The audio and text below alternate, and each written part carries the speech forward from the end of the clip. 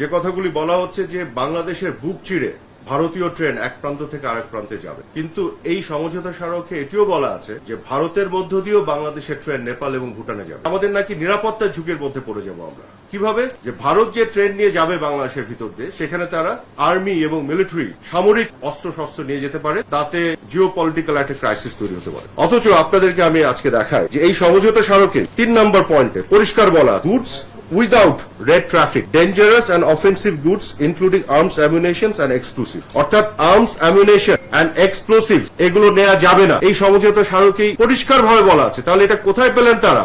কল্পিতভাবে একটা উস্কানিমূলক একটা পরিবেশ তৈরি করছেন। 4 নম্বর ধারায় বলা আছে ভারতের ট্রেন বাংলাদেশের ভিতরে ঢুকে পড়লেই এটা বাংলাদেশের আইনের মধ্যে অপারেটেড হতে হবে। একইভাবে বাংলাদেশের ট্রেন যখন ভারতের ভিতরে ঢুকে নেপাল বা ভুটানে যাবে, সেটা ভারতের আইনের মধ্যে অপারেটেড হবে। অর্থাৎ আমরা কিন্তু আমাদের আইনের মধ্যে এটাকে অপারেশনের বাইরে যাওয়ার কোনো সুযোগ নেই।